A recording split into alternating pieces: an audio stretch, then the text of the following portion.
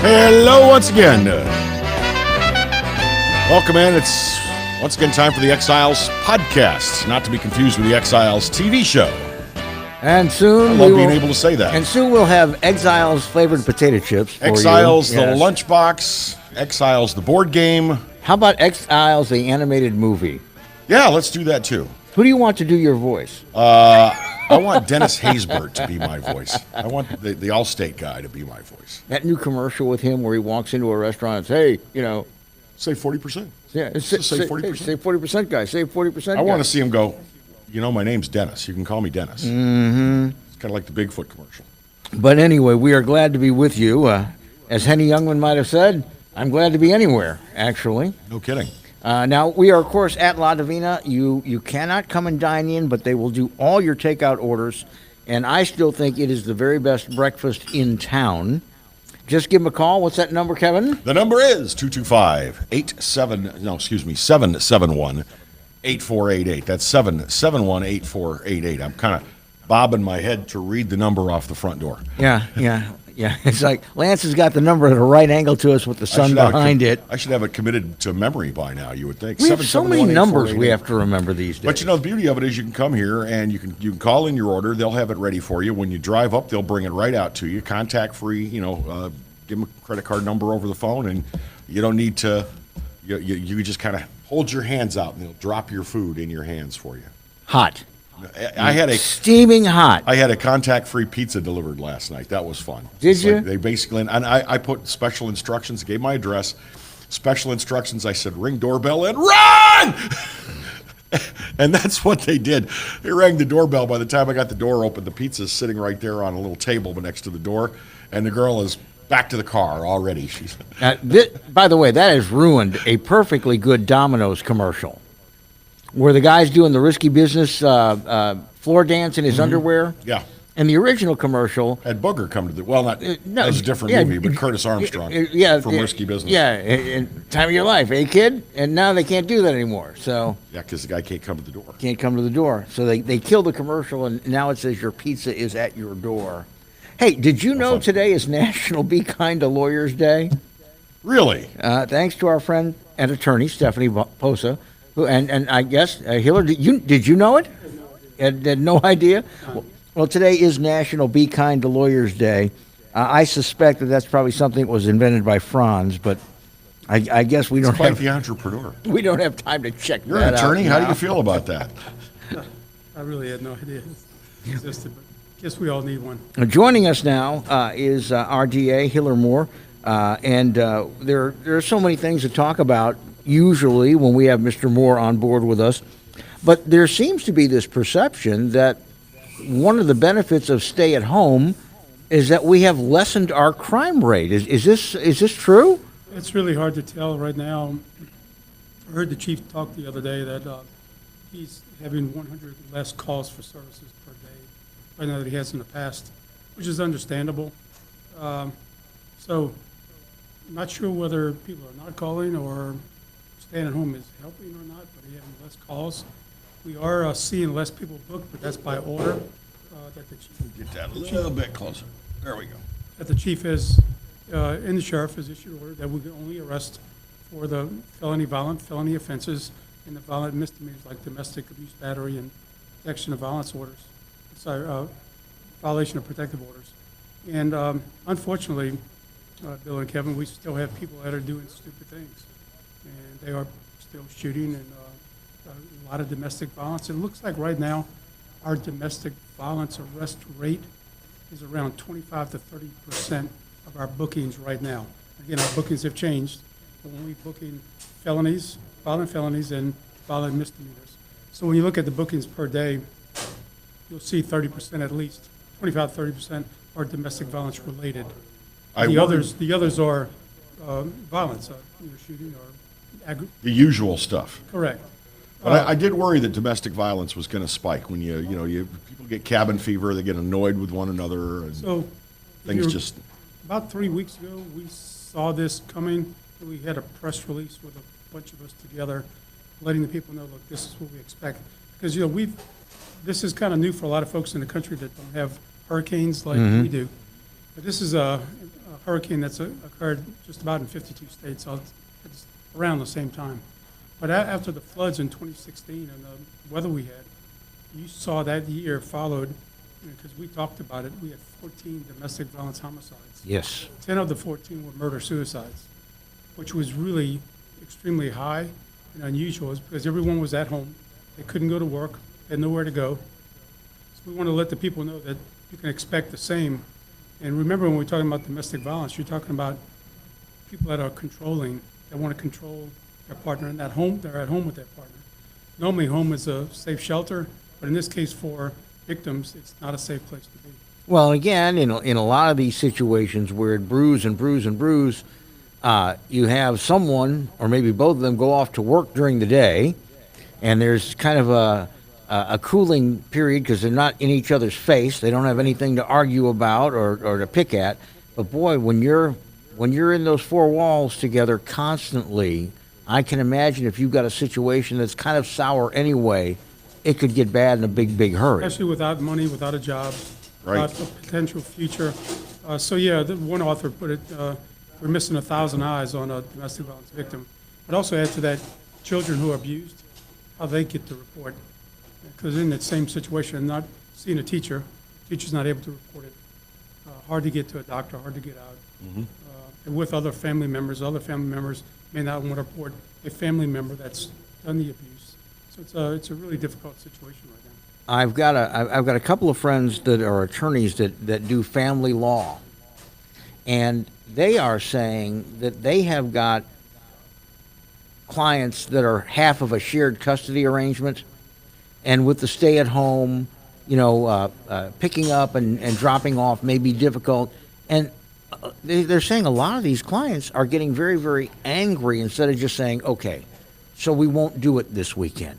And again, I guess that's part of the frustration of being at home, but they're also asking attorneys to go back to court, file some motions. That ain't going to happen right now, is it? You can't get to court.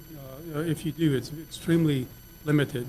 But the judges have been aware. They understand the situation. If the place calls for it, they're going to do what they have to do. But surely you want people to comply, just like John Bell's order. He's asking people, please comply. And we don't want to arrest our way out of this or into compliance. But people have to understand this is a serious matter. It's not, it has been, in compared to the flu, the thing about the flu and this, when the flu is around here, do we have this many people on respirators or Oh, no. hospital? No. It is completely different. We really need to stop it. We want to get back to normal.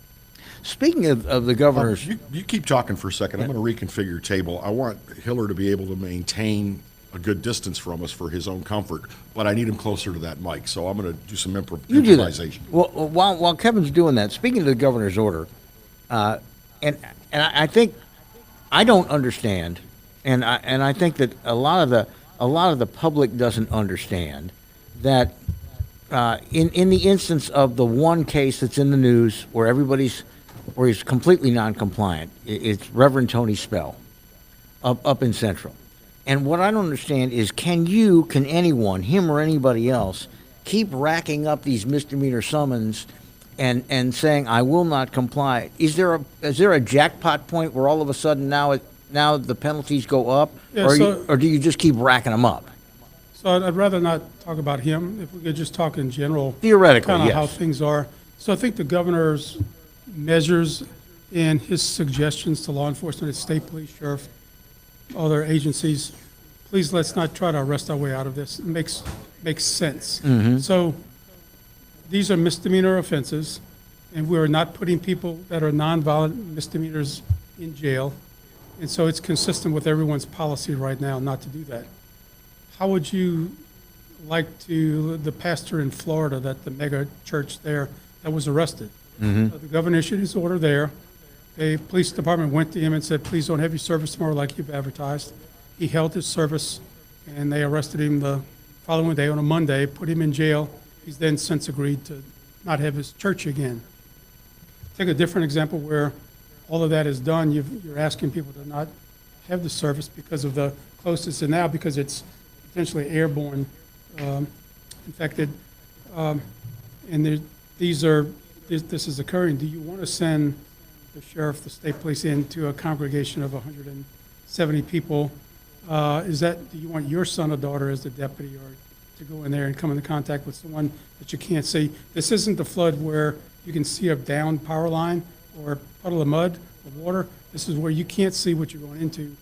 Do you want them all suited up? Do you want to be on the front page of a national news every day of going into making an arrest of a preacher? We do have First Amendment, the religious aspect of it, but this is all about safety. So yes, you can continue just to have violations, and when it's a safe and appropriate time, issue the appropriate summons and let the courts eventually handle it. That's our approach here. It's going to be for anyone that we come into contact with, is issue the summons unless it's a violent felony, and let's wait for the courts to open up again and deal with it. Well, and there are cases from other jurisdictions. I was kind of chuckling over this. It was in Kentucky, and it's a relatively small town. And the pastor has a low-power radio station, and he said, we're not going inside. We're going to stay in the parking lot, in our cars with our windows rolled up, and you're going to hear the service, at 88.4. And the cops were like, hoo-hoo, revenue time. And they were writing $500 tickets. I believe that was this past weekend in Mississippi. Yeah. Mississippi, yes, right. And that's where you saw Attorney General Barr say, hey, wait a minute, these people are complying with the distancing, and it is a religious institution. You want to continue to have them broadcast their message, but you want to do it safely, not in violation of the governor's order. So he came down pretty hard on that. I think that his position is correct. And he pointed out, they could be 25 cars at the same traffic light that would be at a closer distance, and you're not writing them tickets. So that was unique, and that's not the action that you'll see Louisiana take or Baton Rouge take at all. Well, what I was more wondering, though, is under Louisiana law, does it get to a point where you've gotten so many of these misdemeanors that the next one becomes a felony, or you just keep racking them up? No, not as, for example, maybe as a theft statute, so to speak. Yeah. No, it does not. If you have 6, it adds to a felony. It does not work that way for violation of the governor's order. So when the governor issues these orders, under that provision, it has the full force and effect of law, as if it's a regular statute in place, and that's what the misdemeanor provision carries. We're seeing some acts across the nation, not at home in Louisiana, but across the nation, that certainly seem to me like law enforcement are getting a little overzealous with this. There was the man in Colorado, I think one of the smaller towns in Colorado, him and his daughter out playing kickball, just the two of them in an empty park. 3 deputies come up and bust him. Yeah. I mean, and they cuffed him and took him to jail. There was a surfer that was, all by himself, and he got arrested on the beach because he didn't stay at home. Is that asking too much? I mean, I would just pretty personally, yes, I think so. And I don't think that that's happening here, and that we're asking compliance, give warnings. If you see someone doing something, can you go just ask them to please disperse? If there's a business that you see them, I believe that the policy is, I'm not positive, give them a warning, document the warning in the report. If they have to come back again, if you're doing this, then we're going to issue the summons for the subsequent offense and also the first, and we'll deal with it later when it's safe for the officers and everyone at the appropriate time. Deputy Chief Dunham was on our TV show. You're going to have to come on our TV show one day. But he was on our TV show, I think it was 2 weeks ago. And he said what their policy is and what they have done is they'll go in and they'll say, we'd really like you to disperse because it's dangerous. And you could be bringing an infection to someone, tomorrow. And he said they've had 100% compliance. People are like, oh, I didn't think about that. We're gonna move away. We're gonna lock up he said they found one a gym that was still open, and everybody said, God, I hadn't thought about that, and off they go. And I think what I expect. That's what I expect the people in Baton Rouge to do, and that's the stories that I've heard. You saw the one case in New Orleans where there was a repast after a funeral. A lot of people got a little unruly, so the police backed off and said, we're not going to get into an argument with this crowd because it's dangerous health-wise for both parties. And the following week, I believe, they issued a warrant, but instead of putting that person in jail, they just they had a good picture of him. They knew who he was, and they issued a warrant. That's the measured way, I think, that we should be handling this. Did you see the video from Tampa? Easter Sunday, there was a big Easter street party in Tampa, Florida, and I saw the Sheriff's Patrol vehicles they were just bullhorning. They were just driving through the neighborhoods and please disperse. Yes. And they didn't want to have confrontations with anybody, Yes. which I thought was wise under the circumstances. I know the sheriff in Tampa Bay, we're on a committee together. The Tampa Bay's having some issues there with violence. Just read about violence that it spiked in Tampa Bay as well. I think they've been receiving different type of messages from the governor versus the mayor in the city. One stay at home, one maybe not so much stay at home. So I think there's a little bit of a confusion there. People are probably getting frustrated staying at home, wanting to go to work. It helps us that everybody seems to be on the same page, from the governor right down to the local. I think everyone in charge has done an excellent job here, coming together and working very hard. When one of the things that I noticed, and I think it was Channel 2, I'm not sure, but they did a story about you and the public defender and people from the different agencies still trying to, even though you can't, meet in one room, still trying to make sure that people who are in lockup for nonviolent crimes that are bailable are getting their bail. How is that working? So, I don't want to compliment myself or the office, but I want to say to the people that's listening that you should be pleased and proud of the work that the district attorney, the judges, and the public defender, and particularly the prison management officials and the sheriff are doing with our prison population. We know that it's a vulnerable population, particularly those that have health concerns, people that are very close that can't distance themselves. So when this first started and before, we as a DA's office met with the public defender, Mike Mitchell, and his staff. We started looking at who's in the jail, what are they in the jail for, what's their bond, how can we get these people out of jail safely so we don't impact public safety. We meet every morning at 8 o'clock in the morning, except for this morning. And we go over the list. And I believe that the parish prison population has been at the lowest that it's been in 40 years today. And so and the judges have been extremely understanding. There's some cases that we just can't agree on, that we oppose and they would rather get out, but that's going to happen. And so I would just want to compliment the judges and the public defender staff, but particularly the staff at the prison, the way that they're handling this has been phenomenal. So it's really worked well so far. We still have a ways to go. Well, in contrast that with some other jurisdictions, I heard, I think it was Friday, Good Friday of all times, that the largest COVID ward in the city of Chicago is the Cook County Jail, which is massive, by the way. It's huge. Yes. And they have been trying to get prisoners released before more get sick. And the sheriff, and rightly or wrongly, the sheriff said they're in here for a reason and they're going to stay here until I find a good reason to release them. But apparently they have a couple hundred cases in Cook County Jail. We sure as hell don't want that in Parish Prison here. We don't want that anywhere.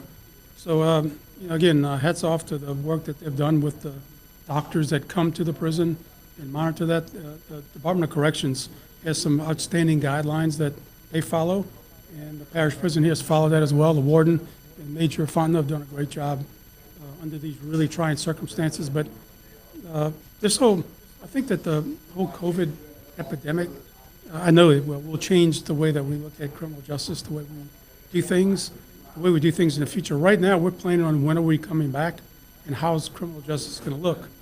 If you get a jury summons to come as a juror or a grand juror, are you coming? Wow, I hadn't thought about that. Can you come? You have children that are in school. What's that going to look like just following our issues we have with our jury selection process a year or so ago? When can we get back to normal? When can we try a case? What about speedy trial issues, constitutional issues? What about our victims? Are they able to come back to court? A lot of things. Oh, it's going to have to be television court. How are you going to spread out jurors? Will they want to sit in the same room with each other? What about deliberation? Will they have to be in the big courtroom that's locked down, not in a cramped jury room? Do we have to give them masks? Do we have to disinfect? Wow. Where are they going to park? But add to that, all of the people that come, it's a packed crowd. Yeah, we have public courtrooms in this country. So we have been trying little by little, as a skeleton screw that we have, is to try to build these cases quickly so that we're not going to have this big avalanche when we come back.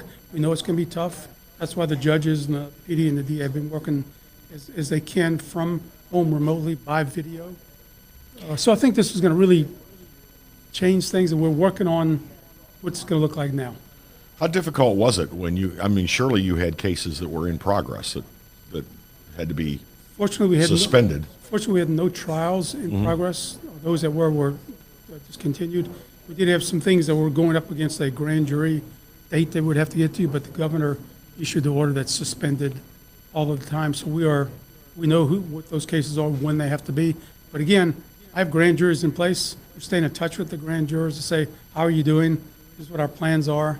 This is what the room's going to look like so that you feel safe and you know that you're safe. This is the disinfecting methods. That's what we plan on telling them once we know what it's going to look like and how it's going to feel. I've got one more question for you.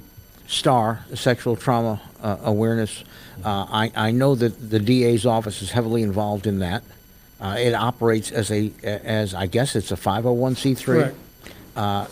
And I would imagine, like other nonprofits, your funding is drying up right now. Are you all going to get in line with the administration to try to get some of that fund back so you continue operating at the same pace? So, really good question. One thing I left out was the finances. So, think about now, we're structured, and it's a criticized structure of Louisiana and probably 13 other states. We're structured, our pay is based a lot on user fee, fines, courts, traffic tickets. Nobody's issued a traffic ticket in a long time. There's no fines, court fees have been collected. That's going to catch up with us.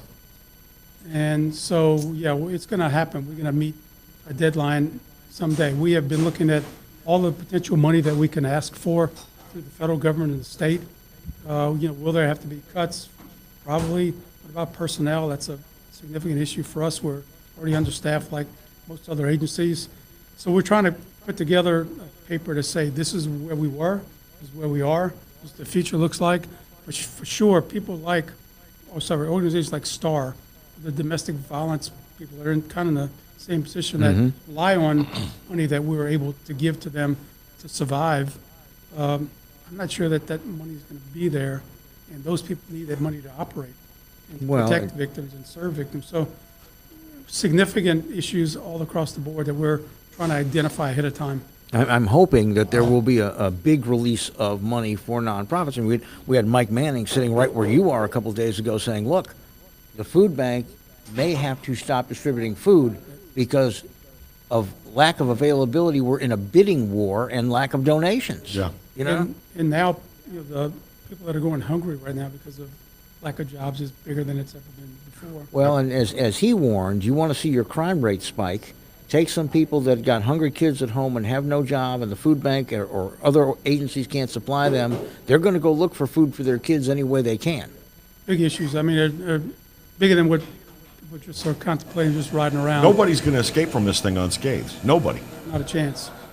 I'm sure businesses are hurting. Some businesses are probably thriving. There'll probably be a whole lot of new businesses. The way we live is going to be completely different, but it will affect, in my life, the criminal justice system. As we see it, just employees coming back to work, they have children. You see telejuries one day? I don't think so. I just don't see. I mean, you got to be in the room. I don't think Perry Don't you Mason- think? Don't you think a juror has to be in the room? You have to look, see, feel. Yeah, it's more than just what you can see on a TV screen. Yeah, It's everyone. You It's, got to be there. But what that's going to look like, I'm not sure, because reading the different things you read about the virus, will it come back again in the winter? Will it be here for a long time? When's the vaccine coming? Oh, there's plenty of scary stuff out there. All kind of stuff. And man, right now, hats off to doctors, nurses, nursing home, the people that are cleaning up, custodial folks. And hats off to those guys. When you read the stories, your heart goes out to them. And we need, as a community, lift those people up, because the morale's got to be tough for them going into an unseen battle every day. And man, they are getting it done. And without them, we wouldn't be here talking. Well, truth. You're absolutely right. And again, having gone through the process, thank God I tested negative, but I had to go through the whole thing. The beautiful attitudes of the people at Our Lady of the Lake, where they were treating me, really made a great big difference. Now that was a week and a half ago, and so they've had a week and a half more stress, but I'm willing to bet that their attitudes are still just as good. Yeah, we are planning a group of us are planning some things to try to help them with the morale, and hopefully we'll get that information out soon as to how people can help, because they are on the front line, and they're going to be on the front line for a long time. Yeah, As good as things are getting better now, they're going to be there for a while. they are indeed. And just imagine them holding hands with someone that's passing away where their family can't be there, and they are there for them, or encouraging them to survive. You're going to make this. I know your family can't be here.